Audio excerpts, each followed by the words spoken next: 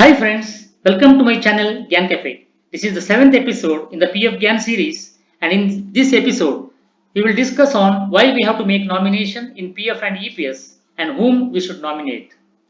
You will find videos on various PF and EPS topics in my channel. Do not forget to subscribe my channel and click on the like button and forward the same to your friends and colleagues for their use too. Friends, EPFO now has made it mandatory to file all pension claims online in the members E-Sewa portal. However, for filing any such claims and for availing any other online services, filing of e-nomination is a precondition. In other words, unless you have filed your e-nomination online in the members E-Sewa portal, you will not be able to file any online claim.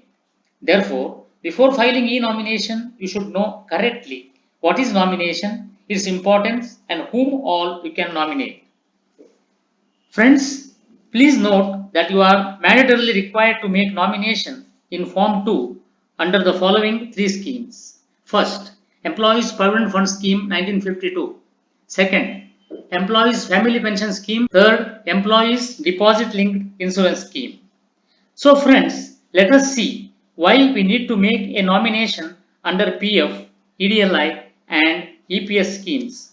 First of all, it is mandatory for all PF and EPS members to make a nomination in respect of their PF and EPS account. It confers the right to receive the PF amount in the event of member's demise. You can smoothly file the online EPS claim form in form number 10D and EPS withdrawal form 10C if you have completed the e-nomination process online. EPFO has launched the e-nomination facility on the members E-Sewa portal. Now, let us learn some basic but important things on nomination. Form number 2 is a common form for all the three schemes as discussed by us a little while ago. You need not make a separate nomination for EDLI scheme as the same nomination made for EPF is also applicable for EDLI. Family is defined differently for Provident Fund scheme and pension scheme.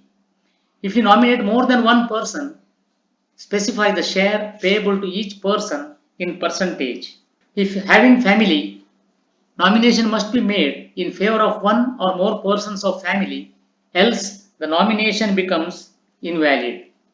A fresh nomination should be made on member's marriage.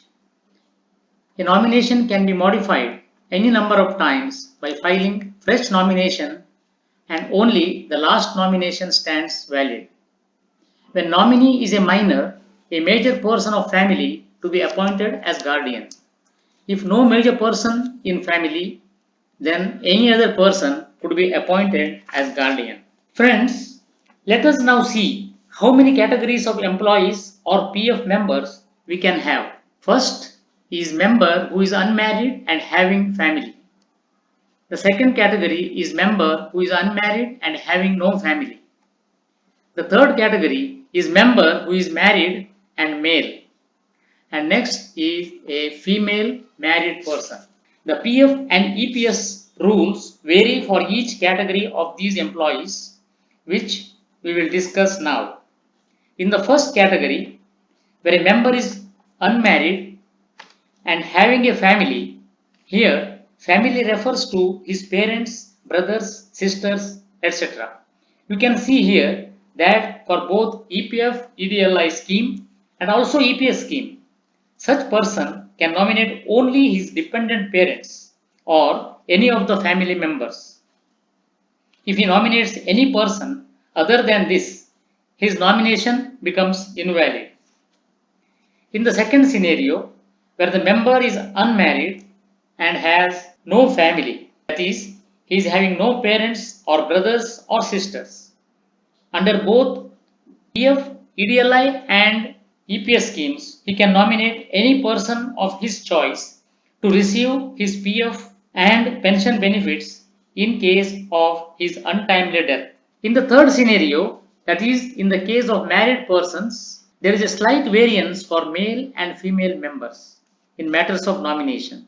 For male members, under EPF EDLI scheme, He can nominate his wife, his children, whether they are married or not, his dependent parents, and his deceased sons, widow, and children. If the member nominates one or more persons, then he should invariably mention the percentage of amount against each person.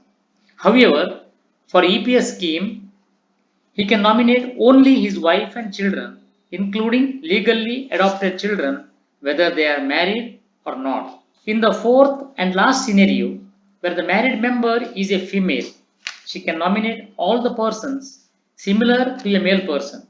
But additionally, she can nominate her own dependent parents too.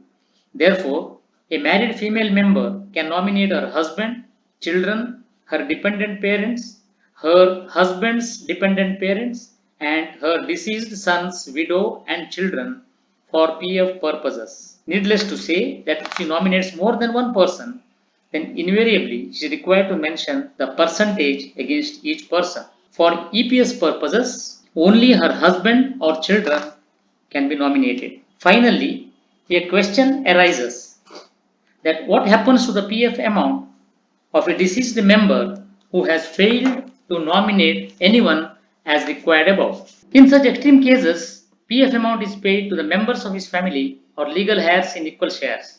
The heirs are required to produce the original death certificate and succession certificate for claiming this amount, which is a cumbersome procedure consuming time and money. No share shall be payable to major sons, married daughters whose husbands are alive, major sons of the deceased sons, and married daughters of a deceased son whose husbands are alive. Therefore, all PF and EPS members must ensure that they should log into the members E-Sewa portal and file their e-nomination without any delay. As already explained, a member can modify his nomination any number of times and only the last nomination stands legally valid. I will explain in detail in my next video on how to file e-nomination in the members E-Sewa portal online. Hope the above detailed explanation clarifies all doubts in respect of nomination, whom to nominate, and the importance of making a nomination. Friends, if you like this video, do hit the like button below and subscribe to my channel to receive more informative videos in the coming days. Do share with your friends too. Post your questions in the comments box and be assured of an answer. Thank you.